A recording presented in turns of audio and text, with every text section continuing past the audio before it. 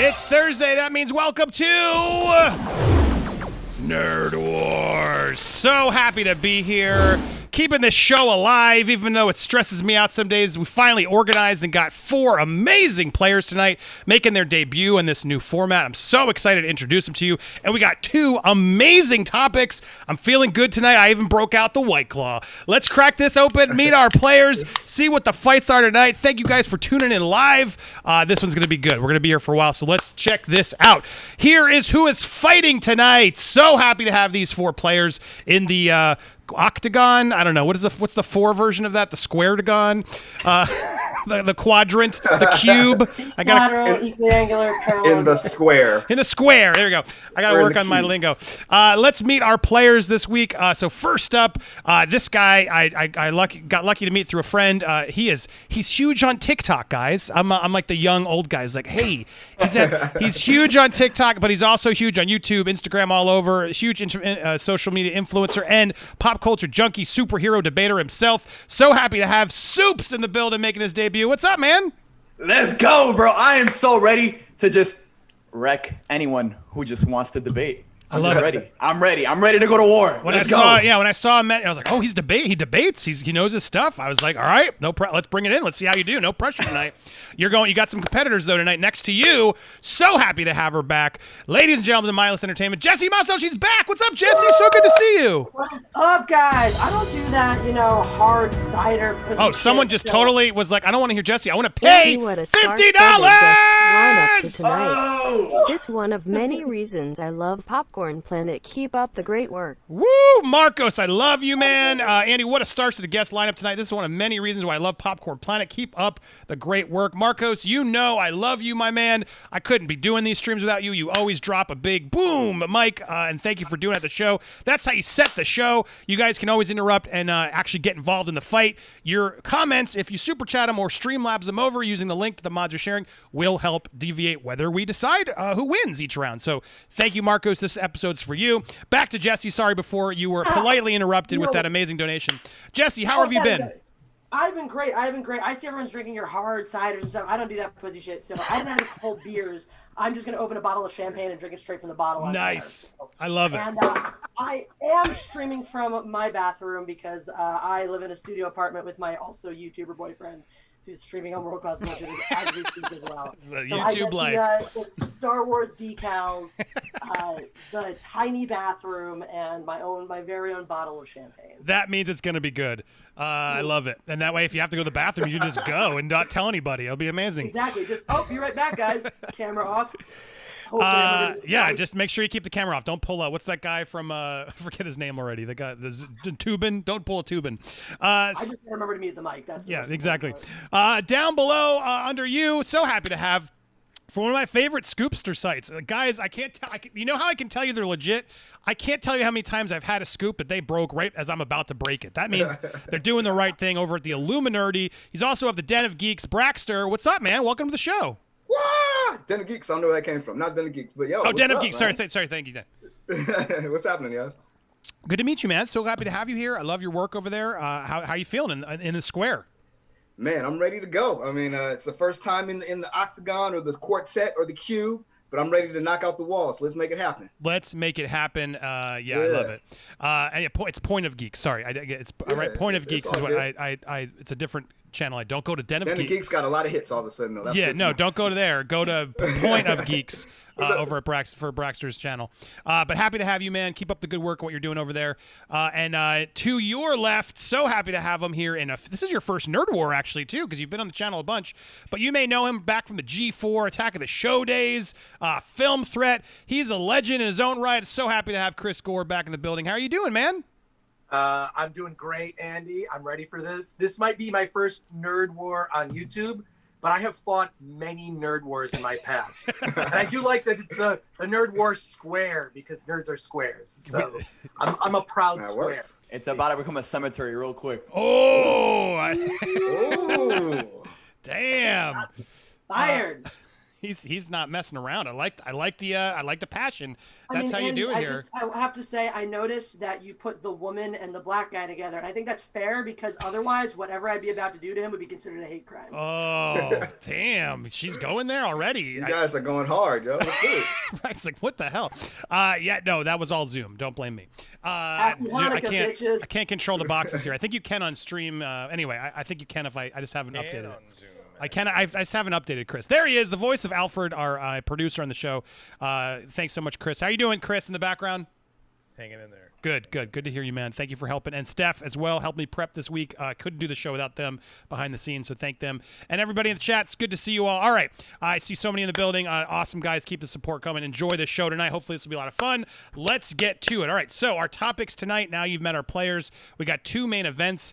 I'm going to start with the Star Wars one, I think. Let's start there. Because I think the main event, the title fight, is that Ahsoka versus Wonder Woman. I saw a lot of people debating that in the chats for a while.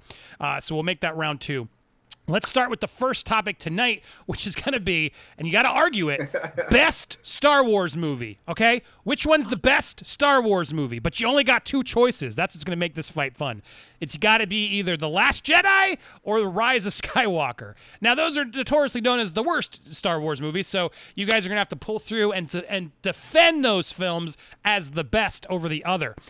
So, all right, who in the for this? I even forgot who's fighting this one. This is going to be Soups and Chris Gore. Chris, that's right. Soups versus Chris. So that means Jesse and Braxter, if you don't mind turning your video cameras off, you're out of here for a second. But listen, you're gonna help judge this fight.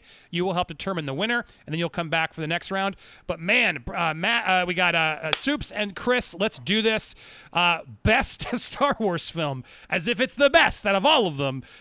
Chris, Gore, which one of those out of those 2 are you picking? The Last Jedi. Ooh.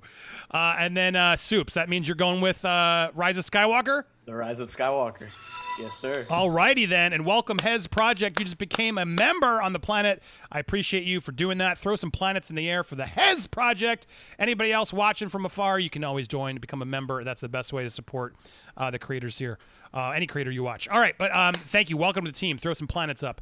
all right, let's do this. You guys see I have it's not supposed to be 5 minutes. It's a 10-minute clock on the board. And so you guys see the clock? Yes, sir. Okay, good. Make sure you have it.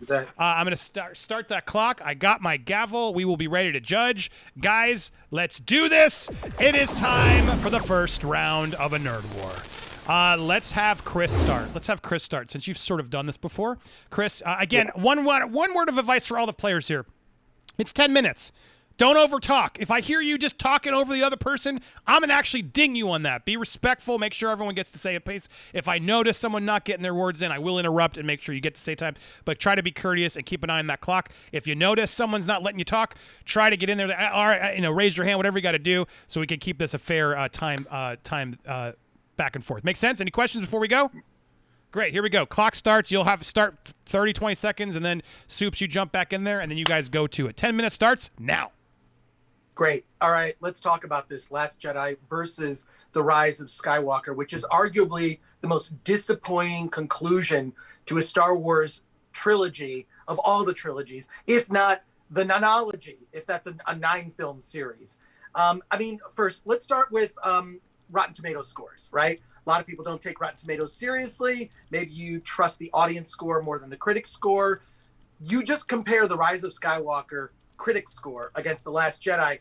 Objectively, The Last Jedi wins. Additionally, you're looking at whatever you think of the Disney sequel trilogy, and I'm not a huge fan. I'm going to be honest. I think it was a colossal failure. I think not reuniting Han, Luke, and Leia was a huge miscalculation. I think JJ blew it from the beginning, and he shit the bed with the 3rd film. But The Last Jedi, for all of its flaws, and there are many we could talk about, we've talked about already on numerous podcast YouTube episodes you can see, but The Last Jedi has some great Star Wars moments. Let's talk about what some of those are. The moment where Rey and Kylo Ren turn back to back and start fighting, and when Snoke gets killed, is a great Star Wars moment. I would say one of the greatest Star Wars moments in all the Star Wars films. But objectively, if you compare the 2 films, The Last Jedi is the better of the 2.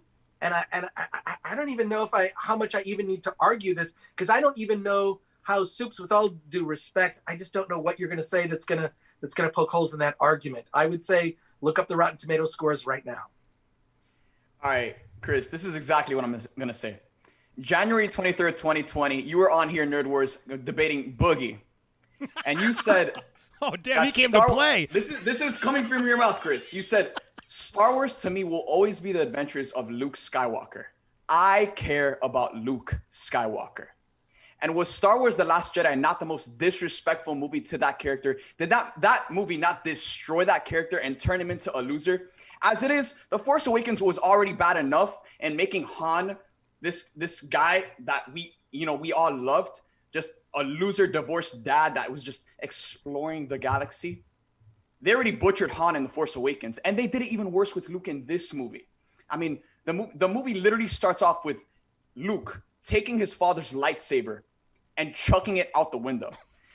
In the Rise of Skywalker, the first time we saw Luke, he was catching that same lightsaber, and it's almost like J.J. Abrams was dissing Rian Johnson, because his first line of the movie was, "A Jedi's weapon deserves more respect." He should have just added in, a Jedi's weapon deserves more respect at Rian Johnson, because they just completely took Luke's character and spit in the face of Star Wars fans. We have to remember that these aren't just characters. These are symbols of hope for people. This is so much bigger than just Star Wars and media. When there's a lot of people that look to Luke Skywalker as their symbol of hope. When they're down and depressed and they're having a bad day, they look to Luke to be that symbol of hope for him, to be that symbol he was in the original trilogy. We left off seeing Luke being this super happy, Jedi with all his friends celebrating our Return of the Jedi. And the next time we see him in The Last Jedi, he's this old loser withering away on some random planet, sucking the milk of random alien cow tits.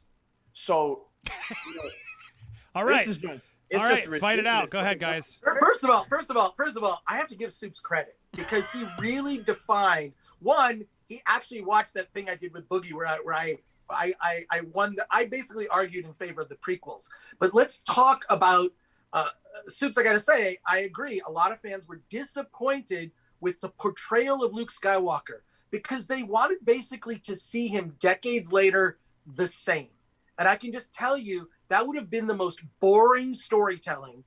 If that's what you actually got, it's like Luke Skywalker, hey, he's a Jedi at the end of Return of the Jedi, and he's the same person decades later. I find that completely unbelievable. Also, it's just uninspired storytelling. What was amazing about Luke, and what I've always loved about Luke, is that he is the most optimistic kid in the galaxy. He's optimistic in the face of all the darkness that he's surrounded by. The fact that his father is effectively space Hitler, right? But what I think is interesting about their take on Luke is he was a broken man after he failed. His nephew, he tried to murder his own nephew over a vision and sort of caught himself, right? Like, that is fascinating and interesting. He walked away. He sort of saw himself as a catalyst for more war in the galaxy. And what was fascinating about it, and I think what makes characters interesting, is how they change. And Luke's character arc in The Last Jedi, he starts out broken. He wins the optimism back. It's sort of like you have your cake and you can have your cake and eat it too. The fight with Kylo Ren on that, I forget the name of the planet, at the end of The Last Jedi is actually a really cool lightsaber battle. The fact that this twist that he's just projecting himself there, I thought was great. Like, he found his optimism, his conversation with Yoda. What's interesting is characters that change. Look at Anakin Skywalker's journey, where we knew where it was going in the prequels. The fact, if he didn't change, if he just started out as evil, but it's interesting to see him as this optimistic, plucky kid on Tatooine that changes into a horrible, evil person, turning against effectively his adoptive father, Obi-Wan Kenobi. Character change and character arcs is what makes something interesting. The character arcs and the payoffs in The Rise of Skywalker blew. They blew. It betrayed everything. It basically has made me a lifelong Star Wars fan. I saw Star Wars as a kid. It made me dislike Star Wars. After The Rise of Skywalker, I'm done. The Mandalorian, hey, it's good. It's good for TV, but it's not a great story, and they're milking Star Wars to death now. But let's just say The Last Jedi is a far superior film to The Rise of Skywalker, which is what this debate is about. We can talk about all other topics. Okay, I want to get well said. I just want to and give I'm Soups sorry, back I've in. spoken too much. Go Soups. Go ahead. Yeah. I'm very passionate about Soups. this. Let's hear No, your thoughts I'm on extremely passionate about it too. And you said that change is what makes characters interesting, but it's when change that makes sense. That's when it makes things interesting. Luke changing didn't make sense. How are you going to tell me that Luke all of a sudden has no hope for Ben Solo turning back to the light side when he had all of the hope for Vader turning to the light side? Look back to the original trilogy. Vader cut off his hand, and even through all of that, Luke still found some hope within himself that his father would eventually turn. So you're going to tell me that all of a sudden he loses hope in Ben Solo, but he didn't lose hope in Vader? It just doesn't make sense. And then you mentioned that final fight sequence when Luke arrived to that planet. That was awesome. That was awesome. But it took the coolness out of the scene when you realize that he wasn't really there. How are you gonna have Luke Skywalker wield a lightsaber, but he doesn't even use it because he's not really there? And that hold on. I want to chime in because you guys are talking about why one's bad. I need to hear why Rise is good and why Rise. So to make sure you get the other version of this in. But go ahead quickly and then let Soups. Andy, I agree with you. This is the whole thing. We're talking about all these scenes from The Last Jedi because they are impactful. I cannot name a scene in The Rise of Skywalker. So let's put that on Soups. Soups, can you name a scene? I want your response to that, Soups. Right. Yeah, the scene where Rey is down. Palpatine is taking everything out of the sky, and you hear all of the Force ghosts talking to her. That was the end of the Skywalker saga. And by having all of the Force ghosts literally giving Rey life, they are what gave her that power to take down Palpatine. Yes, hearing the voice of Anakin Skywalker, hearing Qui-Gon Jinn, hearing Yoda, hearing Obi-Wan, hearing Ahsoka, yes, that was touching. You know what I say those Force ghosts actually really were? Studio notes. That was Kathleen Kennedy, the voice of Bob Iger. It was all these other people. What? Do this, JJ. Do that. What do you want in the conclusion of Star Wars? Those voices were so lame, especially because What? they didn't explain who they were. Dude, Sorry. This is the conclusion of the Skywalker saga. Do you not want them to include the original characters that this entire series was built on? For me, that was one of my criticisms about the Rise of Skywalker, is that they didn't include them enough. I wanted to see them in person, but the fact that we even heard their voices gave so much weight to that scene, and it really made it feel like a conclusion. Here's the missed opportunity. Okay, we know Luke disappears at the end of The Last Jedi. JJ could have totally fixed it and said he transported to another world. You've got an alive Luke Skywalker. He had Mark Hamill sign. He could have put Luke Skywalker in The Rise of Skywalker Soups in the way that you wanted to see him. I agree with your criticisms, right? But Luke had to go through a character arc. He had to go through a journey to bring that optimism back after his own failure. So what they could have done is they could have had Luke in The Rise of Skywalker as physically, they could have fixed it and said, when he poofed away, he didn't die, he went to another place. Boom, he's alive, he joins the resistance. And so it was the Rise of Skywalker is the biggest missed opportunity in the history of movies. It's a huge disappointment on its face. I think The Last Jedi is the better film. And we both can sit here The and more talk disrespectful film, that's for sure. All right, the clock well, is out. On that, I disagree. The clock is out, but I want Sorry, because Chris did take a little bit more time. Soups, I'm going to put 1 minute on the clock because that was really fire. Soups, this is for Soups to explain. And again, why is Rise of the Skywalker better and the best film?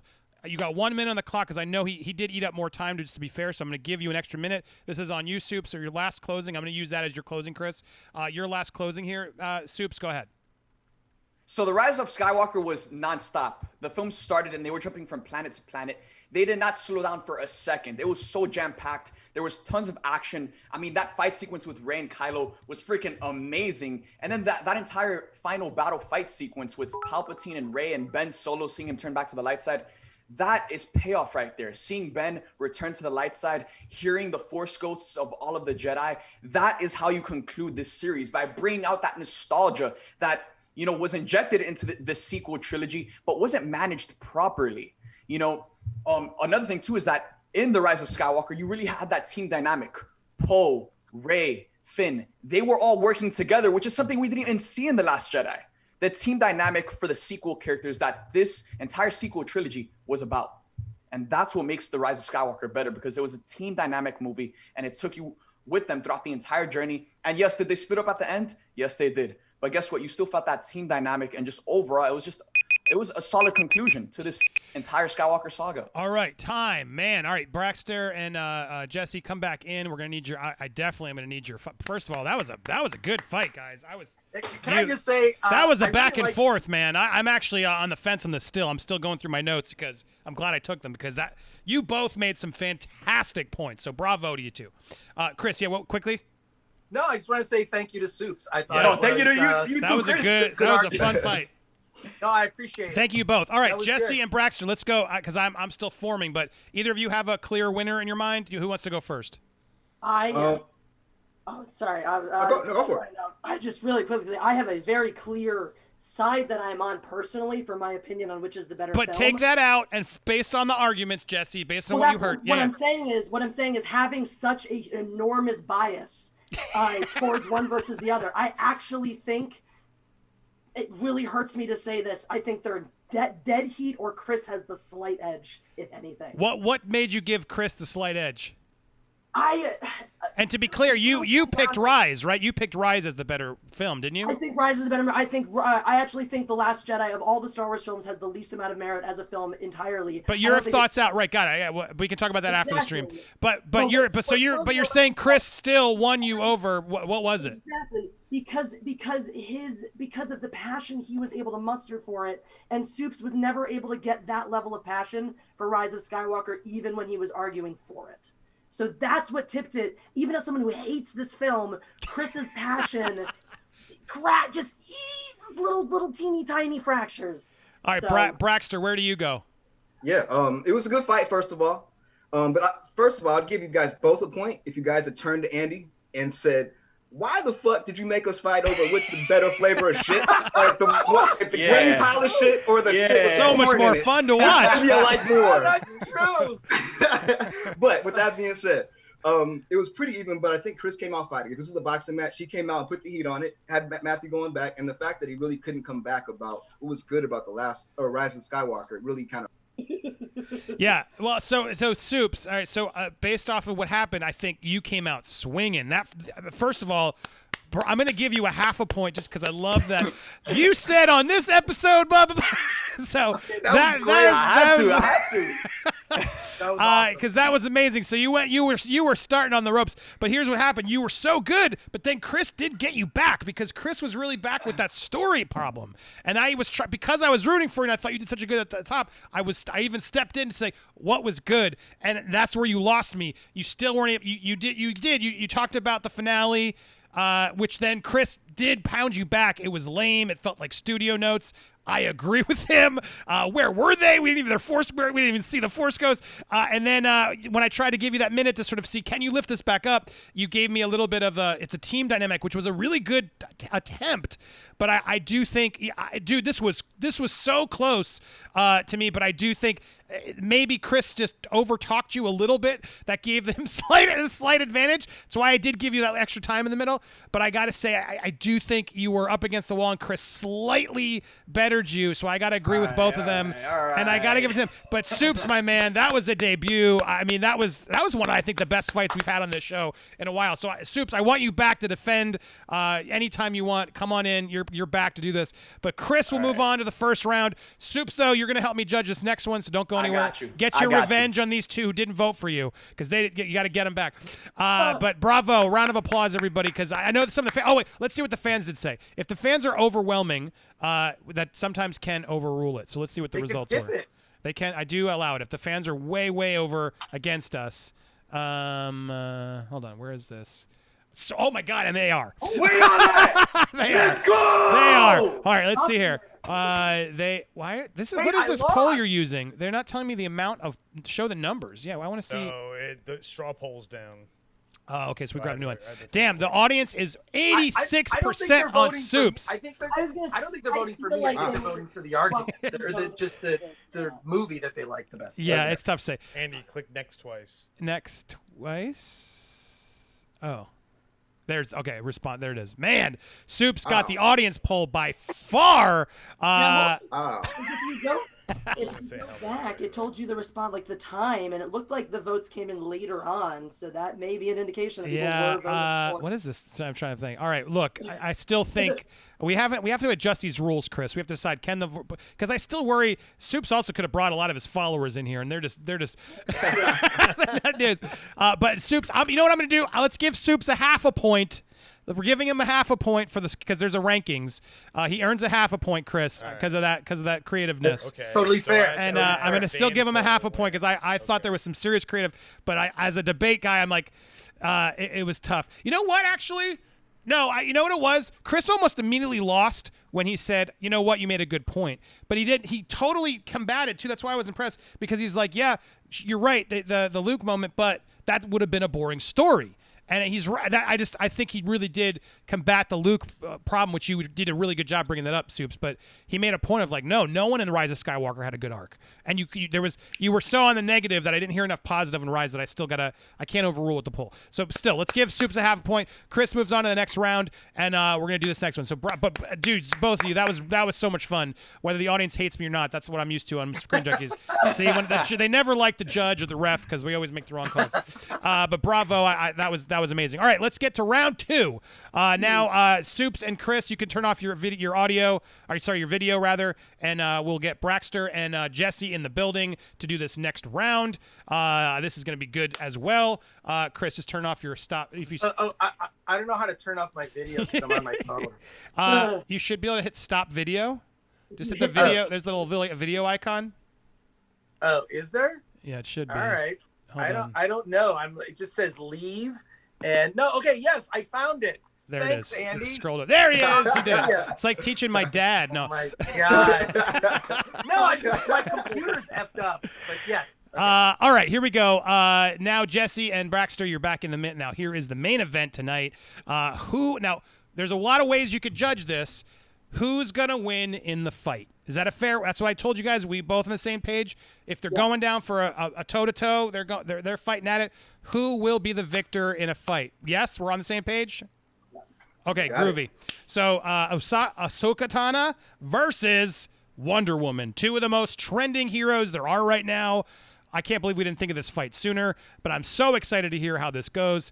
Let's see how this goes. Let's try it. So clock starts now. Let's set the timer. Let's Jesse's done this before, so I'll give you the start if you don't mind, Jesse. That way Braxton gets a little bit of this. But try not to talk for more than a minute and a half, and then let him speak, or otherwise I'll cut you off.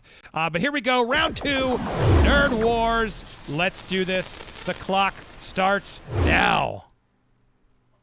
So there are a lot of problems when you want to tackle the Ahsoka versus Wonder Woman debate. We were talking about two heroes from two very different universes with a lot of different rules, very specific rules that govern them. So right away, we're going to have some, okay, well, Wonder Woman's, telepathy versus Ahsoka's Jedi mind powers, Wonder Woman's magical armor versus Ahsoka's lightsabers. There's a lot of questions that we could split hairs over the entire debate without really getting anywhere. But at the end of the day, we're talking about two very powerful, very well-trained women, and it's going to come down to who can exploit the other one's weaknesses. At the end of the day, there are two parts of Wonder Woman that are never covered no matter what iteration you look at, and those are her hands. She wears greaves, not gloves, or rather gauntlets, not gloves, and she never wears a mask or anything on her face. Her head is very decapitatable. Her hands are very chop off. And there is none of one of her powers that I could see her just being able to pull out on Ahsoka and deal an immediate killing blow without Ahsoka being able to preempt and therefore avoid, because she is very, very powerful with the Force and is able to sense her enemies' moves just before they execute them. All right, Braxter, go for it. All right. I mean, that's pretty easy to come back on. First of all, I mean, if you want to talk about the weaponry, her weapons come from the gods, right? And I mean, if we're gonna have an argument, there's just one universe. They might be in a galaxy far, far away, but we're talking about one universe. She has magical imbued weaponry, whether it's her gauntlets, whether it's her shields, and to top it off, she has super strength, and she's in burst almost as fast as the Flash. So if you're gonna have a sword fight with her, I don't know how you're gonna touch her. I mean, bullets can't touch her, But secondly, the weapon that you use, the lightsaber, is made by mortals. All of her weapons are made by the gods. Ahsoka has fought in magical wizard. She is a wizard. The thing about Jedi is they're all trained peacekeepers. Wonder Woman, she comes from a land where they're trained to be warriors, to win battles. I don't really know how she'd come up against that. I mean, one-on-one, I don't know. So guessing you don't know a lot about Greek mythology there, because yeah, her weapons are made from the gods. Now, I do happen to know quite a bit about Greek mythology. There's one motif that happens over and over and over again. We get a lot of children of gods. We get a lot of demigods in Greek mythology, a lot of people chosen by gods, bestowed with gifts and weaponry of the gods. These people, though, are not gods. You familiar with my pal Achilles? He had a little weakness you might have heard of. In every other way, he was completely infallible. Weapons of the gods. One of his parents was a god. A literal, as close to a god as you can get while being mortal, took an arrow to the heel and kaput.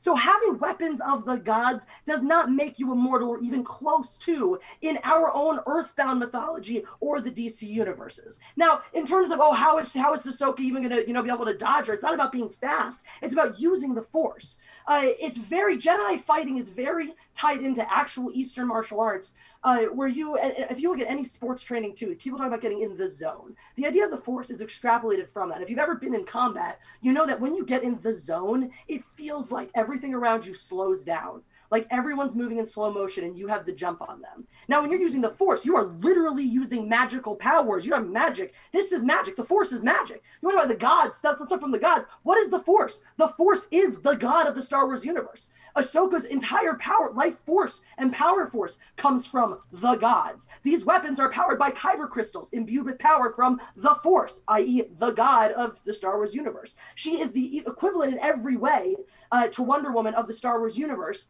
right? But she also has this one little thing that Wonder Woman doesn't, and that's a diminished sense of honor. Ahsoka left the Jedi Order after getting framed and done dirty. She is not going to fight by the rules. That is Wonder Woman to a T. It is only more recent iterations of Wonder Woman where even she even starts taking human life. We saw right in The Mandalorian, Ahsoka knocking off guards like it was nothing, right? So we're talking about, look at Indiana Jones, right? When he goes up against the guy waving his scimitars around all fancy and shit, that's great. That guy's the better swordsman all day long. Indiana Jones pulls out a gun and fights dirty, no chance. When Ahsoka goes up against Wonder Woman is going to play by the rules. Ahsoka is going to fight dirty, and that's why she's going to come out with the W every single time. You kind of just walked into the trap. I mean, look. First of all, Wonder Woman's been training for thousands of years. Ahsoka, she's dead by Rise of the Skywalker. She's only made it maybe 100 years. You do the math, something like that. Wonder Woman's been there through the experiences. She's been through the fights. And it's not the first magical space wizard she's fought if she came up against Ahsoka. Ahsoka has come up against Darth Vader. She's come up against some powerful people. But literally, she's taken down the gods. They're not even the gods of the universe. And if you want to get even more specific, if you look at the Star Wars universe, Ahsoka's not even top 3, much less probably top 5 Jedis and powerful people in their own universe. Wonder Woman's top 3 for sure. She's in the Trinity. I mean, it's kind of hard to battle the top tier when you're coming up the middle tier. I mean, she's behind Vader, she's behind Luke, she's behind Yoda. We can keep going.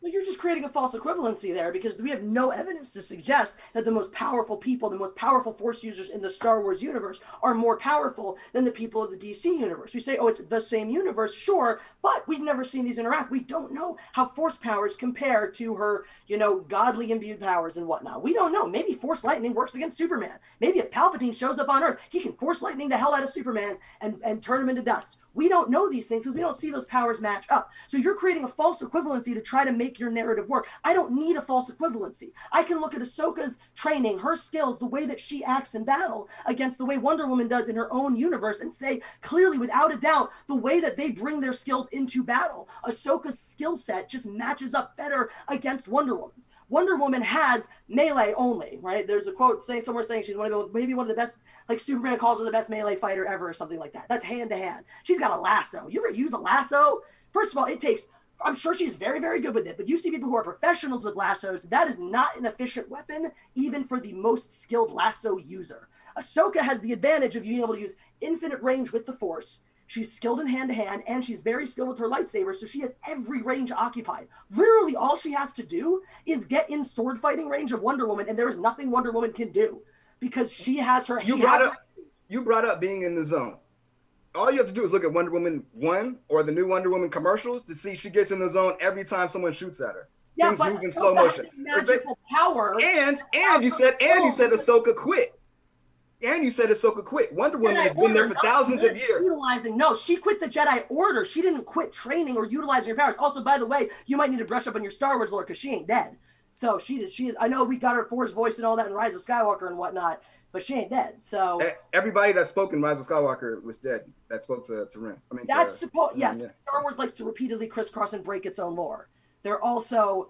Okay, well, if you want to break your logic, that's fine. I'm just arguing using logic here. You know what I mean? And another thing, one of the Wonder Woman's greatest powers is her empathy. She cares about everyone. It's not that she cares about the cast of people who are just around. It's not like she just cares about the Justice League. It's not like she just cares about the Amazonians. She cares about the world. She has the strongest. That's one of her biggest powers. Ahsoka left. She has problems. She left, went to a different planet, and hid. Hand to hand. How does empathy, let me see, as a person with an abundance of empathy and as a person who has been in has many, many experiences with combat, both with a sword and hand to hand, I can tell you that when I'm actually in a one-on-one fight trying to determine who is going to be the winner, empathy counts for jack shit. Winning the fight counts for so much more. Being able to win. All right, I've paused the clock because I want to give you each a minute to tell me how they would win the fight. Okay? Because I've heard a lot. You guys have given me a lot of data and information back and forth about what they would do, speculations, etc. Now is the chance, and we can. Whoever wants to start first can go.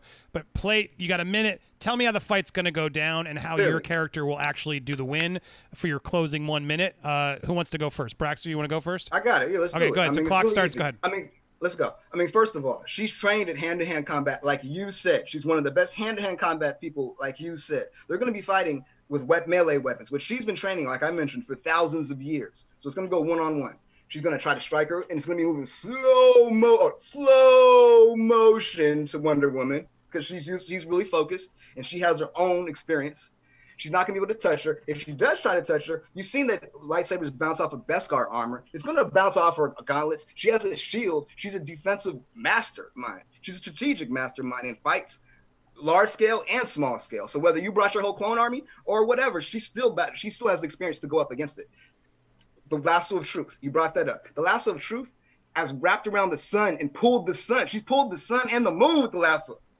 I mean, you talked about that weapon. That's a little bit mightier than a lightsaber that's made by man. It's a machine. I mean, she would laugh at that. It's a toy to her. So the fight would be one-sided. It'd be easy and it'd be pretty quick because she has all the weaponry and defensive maneuvers to get around all the slow motion moves that Ahsoka has. All right, Jesse, you got a minute on the clock now. Go for it. Those are a lot of words about fighting and no actual words that have anything to do with fighting. Because here's literally how Andy asked the question, how does the fight go? You are, Wonder Woman in the zone. Ahsoka literally can see the future, right? Wonder Woman wants to close distance because this is, by the way, hand-to-hand and sword and melee are not the same, and sword fighting are not the same thing, right? Krav Maga, fencing, dear God, two things I do, very, not the same thing. Ahsoka is going to bait Wonder Woman to come into close contact hand-to-hand. Ahsoka's going to be able to land a strike well before Wonder Woman does because Wonder Woman has her fists and lightsabers are longer than fists. So when Wonder Woman comes in for this hand-to-hand strike, Ahsoka goes to decapitate her because she's not wearing a helmet or anything to protect her neck. If Wonder Woman lifts up her greaves to try to defend herself, Ahsoka quickly course corrects, cuts off her hands. Now Wonder Woman doesn't have hands, and Ahsoka makes quick work of her. End of fight. It's quick, technically, easily, no big fancy words and straw man arguments. Done. Fight over. Slow motion. Slow motion. Ahsoka can see the fucking future. She's fought wizards for thousands of years. Magic people, and she has a magic toy. All right, time. That was fun. All right, come back in, Soups, Chris. Another great fight. It is. I saw something like this is a weird matchup. It is. But you guys went there because I was speculating where does it go, and I'm glad you gave me those last minutes to help. All right, Soups, you came in first. What do you think based on the arguments?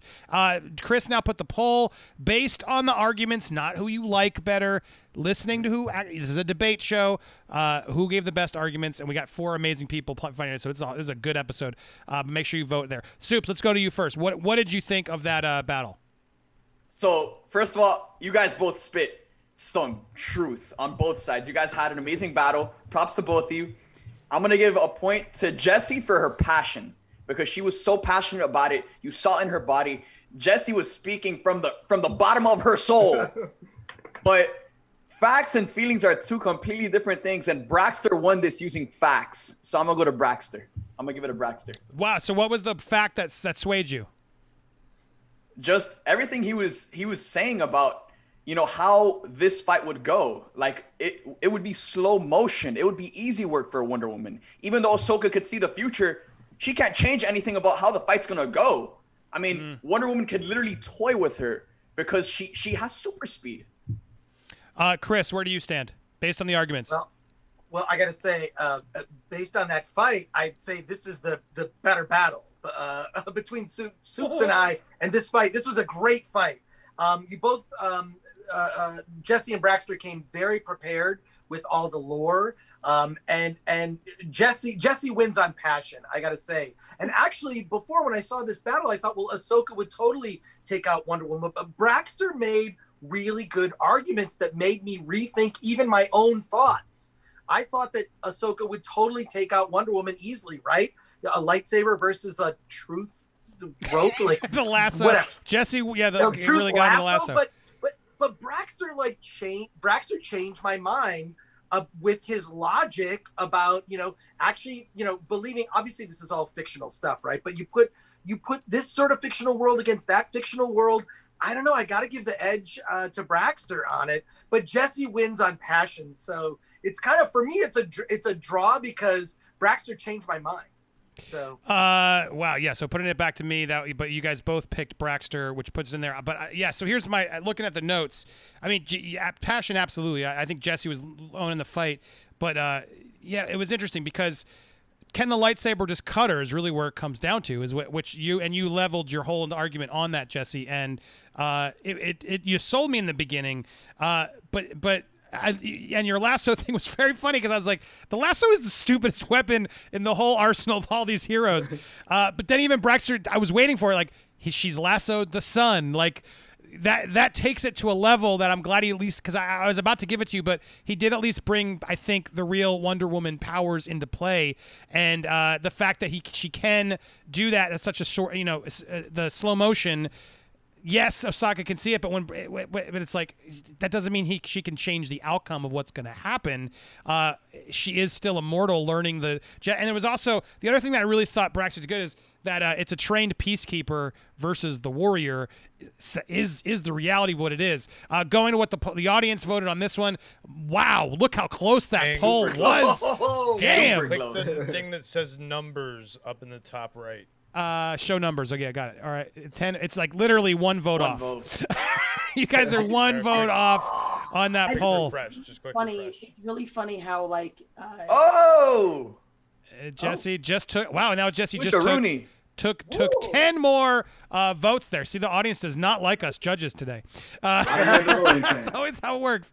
The Star Wars fans, Mando's tonight. Man, yeah, exactly. Hold on, as we refresh, because typically our other one launches quicker. I think it's so funny how everyone says that mine was passion, but his was facts, because I thought mine was only facts. I was like, Jesse, every time I fight in the when you show, speak with passion. every time I fight in the show, I'm like, what are you talking about? I said that. What do you mean?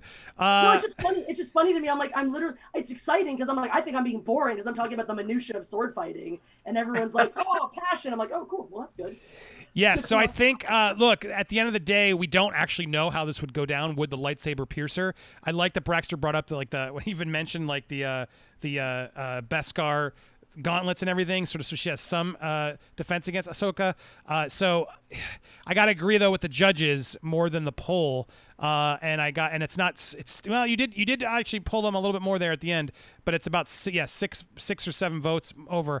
I gotta go with Braxter on some of the facts that I heard, even though Jesse did drop her own facts. I'm gonna go with the majority there and give it to Braxter on this point. But Jesse, I love you. That was amazing. Fight, Jesse hates being on the show because every time she comes, I always rule against her. It's not fair, but please come back. I love your passion and fights on this. You were so entertaining. But bravo, everyone. Wow, this was a show. Now, all right, so this means Braxter and Chris are going on the final two. So Soups, Jesse, you will help. Let's see what the audience voted for on the final poll. What should the final topic be? I'm popping it in here. Let's see the results. We had a bunch of interesting polls in here. Uh-oh, my thing just froze. Hold on one second. And there we go. Let's see the results of this poll next. It looks like better kindergartner teacher. Is that right? Oh, my God. Better kindergarten teacher, Rocket Raccoon or Deadpool is what the fans have chosen. Yeah, that's you guys know Rocket and Deadpool. That shouldn't be too hard to do. Who would be the best kindergarten teacher? Okay, that's what the poll. We gave you 5 options. The audience has voted for that one. Let's do that. That's gonna be fun. All right. So the way you guys will decide who fights what. I'm going to count to 3. At the count of 3, you're both going to tell me your answer. Say Rocket or Deadpool. If you say the same name, whoever said it first will get that character. Chris and Braxter. The other one will have to do the other person. Follow me? Sure. Okay, here we go. Who would be the better kindergarten teacher, Rocket or Deadpool? In 3, 2, 1. Deadpool. Rocket. Okay, great. You both pick different answers. That's always makes it easier. All right, so it's who would be the better kindergarten teacher, Rocket versus Deadpool. Time will be back on the clock. Unless you guys have trouble. Sometimes they don't last 10 minutes, but try to make it entertaining. Jesse and Soups, you'll be listening. Turn off your audio, your video real quick. Here we go. Oh, I got to change that. I didn't change the header. I'll change it as you guys are talking. Clock start. I'm not going to tell who goes first. Someone will just start. Here we go. Round 3 for all the points. This is best kindergarten teacher, Rocket or Deadpool. Clock starts now. Well, I'll start then because I already have the better argument here. Rocket. He has, first of all, he's a talker. He likes to explain things. I mean, that's the one thing. He's always talking about his new equipment. He's always bringing something new. He's always has a lot of different adventures. We already know that he is back. He's already proven that. While Deadpool is proven to be a loner, to be very R-rated, if you want to say, and inappropriate for a school environment. Let me see what you got, man. All right. Well, let me just say, first of all, there's no one more childlike in the Marvel Universe than Deadpool. He is very childlike and empathetic. As weird as that is to say, when you really look, when you take the blood, guts, and the funny quips, and you strip that away from Deadpool, at his core as a character, and the why Deadpool transcends as a character is because he's empathetic, he's emotional, he's self-sacrificing.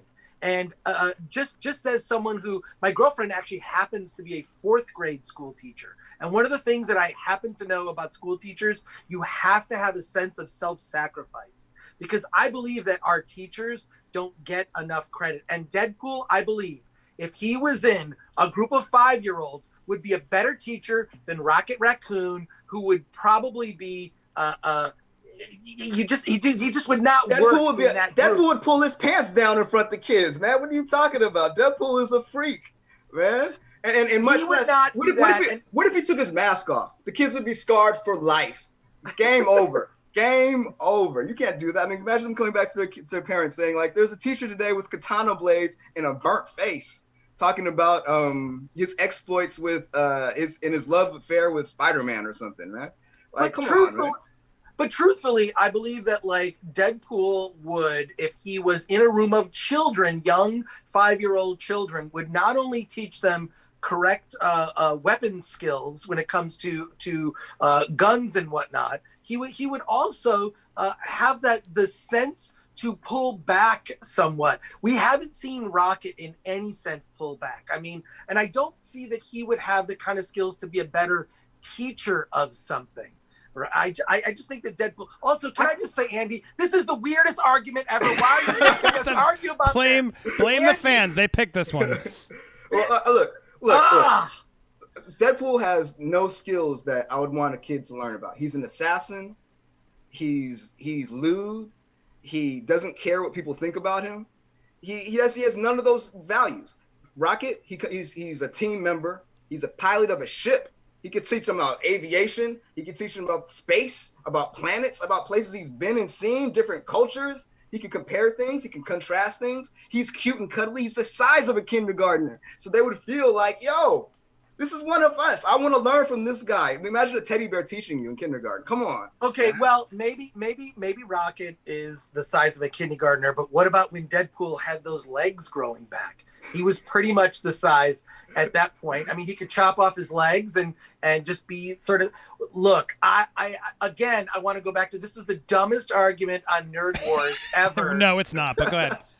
It's not the dumbest. Okay, but no, I actually truthfully believe that Deadpool, being an adult human, I think would be a better teacher to kindergartners than Rocket Raccoon, who I think is, if you've seen Rocket and the way he treats other people, the only person that Rocket is remotely paternal towards is Groot, of course, right? But other than that, Rocket is kind of a prick. So You proved my I don't point. know, like, You proved my point. He has parental skills. He's already raising a kid.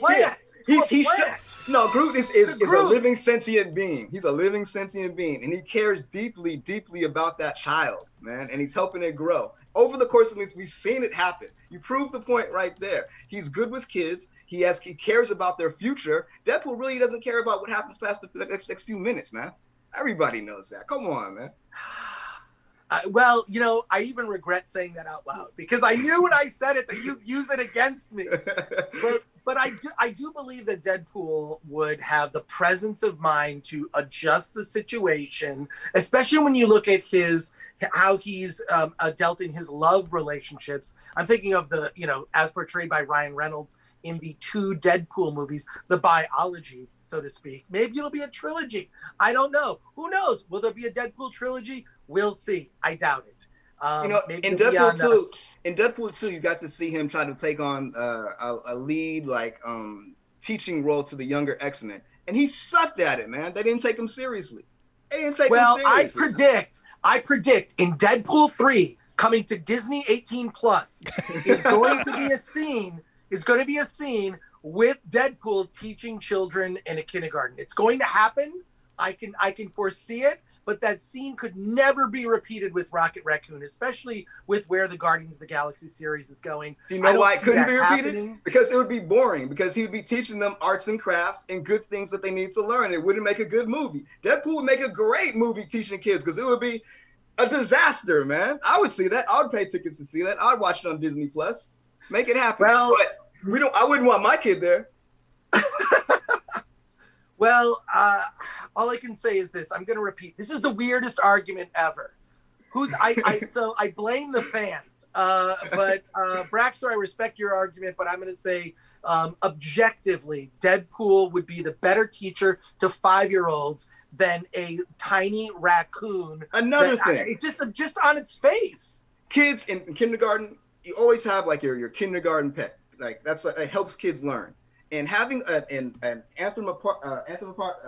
live-like animal that could actually teach them about what life is beyond themselves could really help teach lessons that they wouldn't really learn from just the regular curriculum. He could teach them a lot of stuff. Deadpool, come on, man, he's in it for himself. What does he ever do beyond himself? But you look at the choices that Deadpool has made in the films, and I believe that he's always done something that's been self-sacrificing. And I feel like self-sacrifice is what's required really to be, be a good teacher, be a good leader. Are we still at 2 minutes and 2.5 minutes to argue? Yeah, sorry, this? in the video, I lost your video. It's coming back. Andy! Darn you, Andy! But yeah, no, I feel like I've made all my points. I don't know, Braxter. Can I help out for a sec? There they are. Sorry, no. What? Yeah, Chris, your entire argument could be based on Deadpool 2, a movie where he sympathizes with a random kid. Unlike Rocket had a motivation to take care of Baby Groot and to mentor Baby Groot. But Deadpool, he self-sacrificed and just was there for that kid the entire movie, and he didn't even know him. Exactly. And let me ask you this: is that kid gonna be in Deadpool 3? Nah. It's not his fault. Fox Disney, bro. Fox Disney, that deal blew up that universe. You cannot bring that in. Of course Rocket's going to take care of Groot. It's his best friend who's turned into a sapling. Soups is exactly right. Deadpool has no relation to this kid, but he uses his love, his pure, at the core of his heart, love to save this child from going full dark side. He took a bullet for him, bro. An eyeball in his butthole for Thor. Wow. What is he going to teach kids? What skills does he have to teach?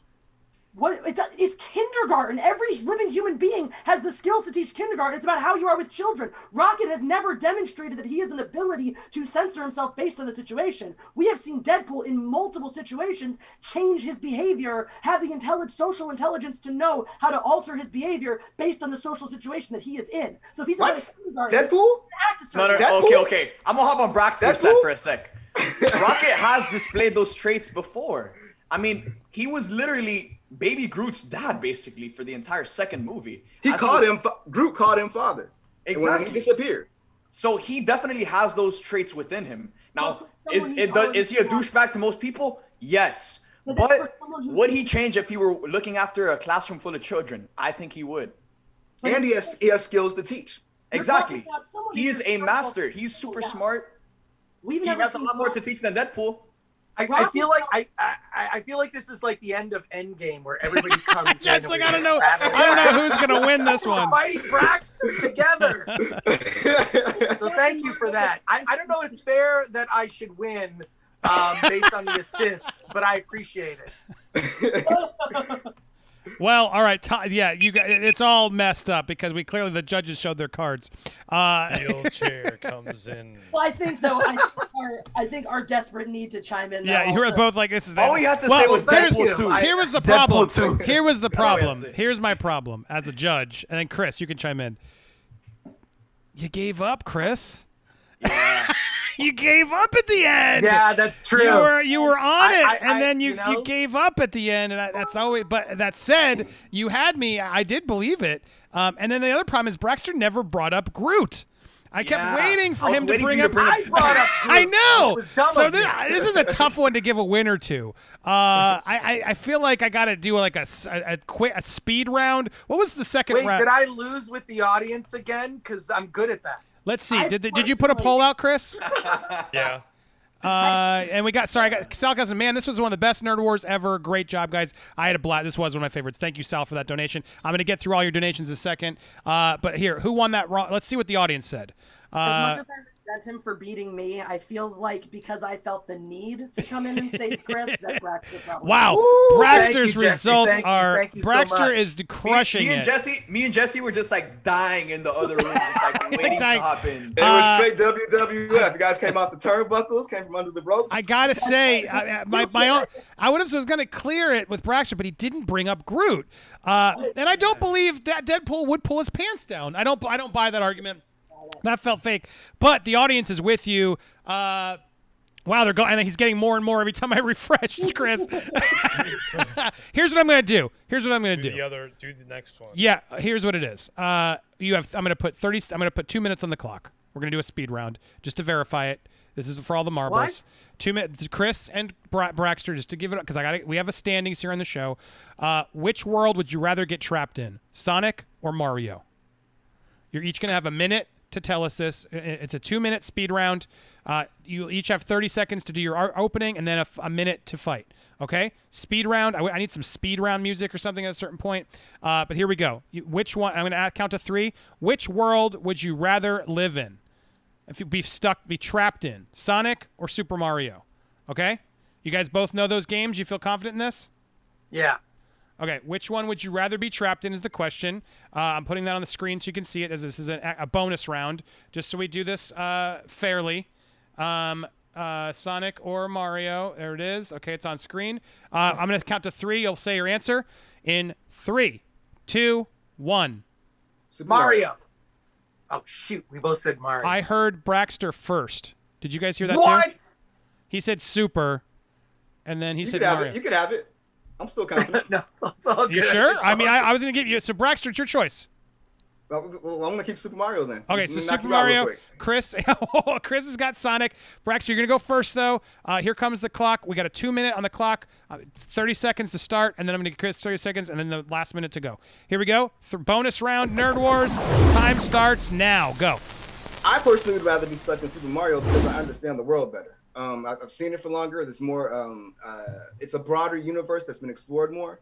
There's vegetation, there's flowers, there's mushrooms that you can just veg out and have a lot of fun in the super crazy world. There's a princess that is waiting for you somewhere. There's dangers, but there's also a lot of adventure and fun. And also there's other people that you could relate to. You have Toad. You have a whole universe of people that you could go really ahead. enjoy. 30 seconds, Chris.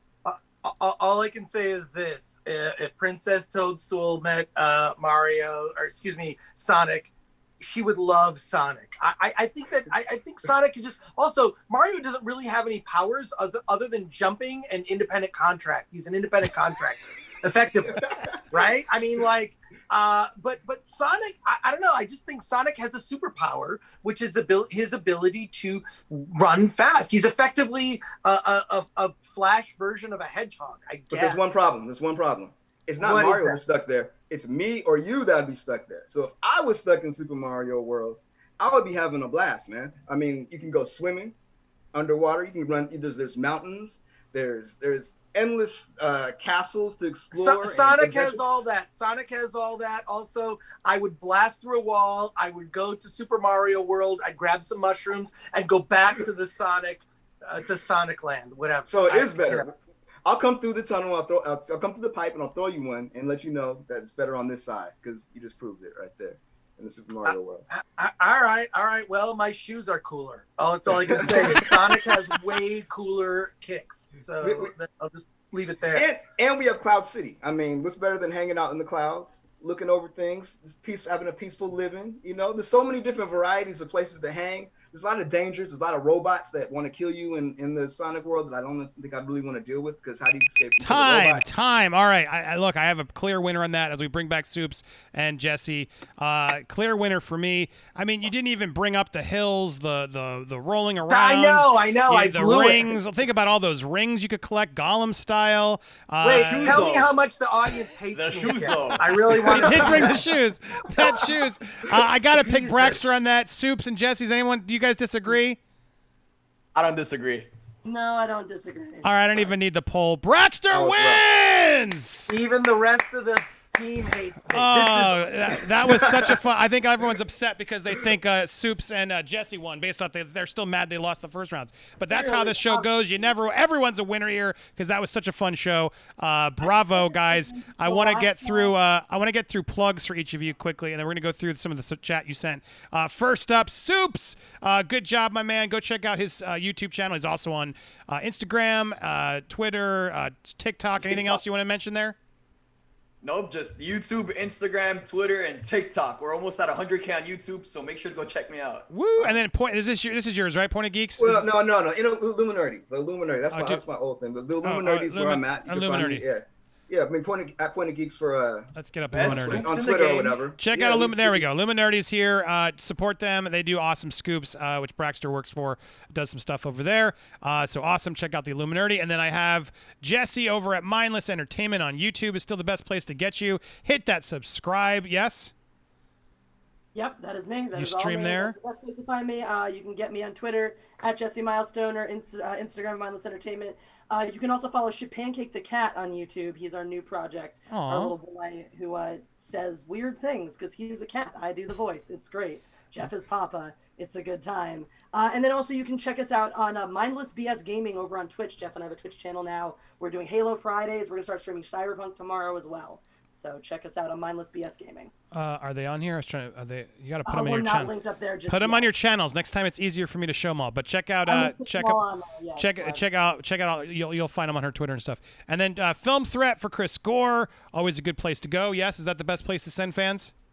Yeah, or our YouTube channel because this is on YouTube. So just look up Film Threat on YouTube. We interview indie filmmakers. We do watch parties where we watch independent films with the filmmakers and actors.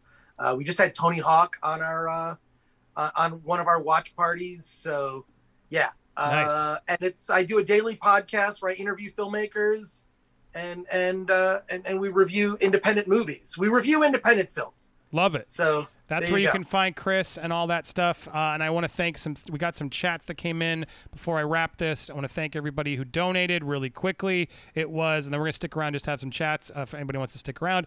Sal, thank you again, man. This is one of the best Nerd Wars. I appreciate you. You also said, damn, this fight is good. I agree. They were some amazing fights. I got to remember to read these between each round. I was trying to keep the clock going. James Taylor, hey, man, I should have been in this fight. I would have eaten both Yokeisters.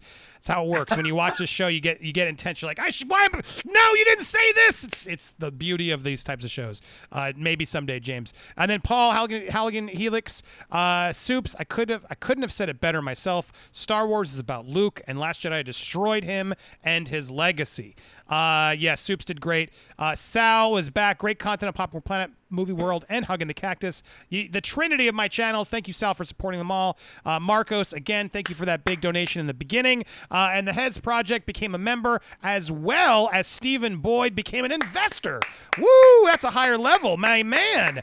Thank you that's the top of the list. So thank you, Stephen, for checking that out. I will be reaching out to you personally, as I do to all investors, to get them involved and thank them on the stream. But Stephen, thank you for doing that. And thank you to all of you guys for watching. We're not going anywhere. We got lots more to talk about. I'm going to be hanging with you guys for a while, and these guests are going to stick around as long as they want. But I'm clipping right here for YouTube. So stay tuned. Make sure to subscribe here to Popcorn Planet. Watch these other videos if you're watching on the replay. And if you missed us live, we're here every Thursday. Actually, we're going to be here Monday for Mandalorian fights. So tune us in then.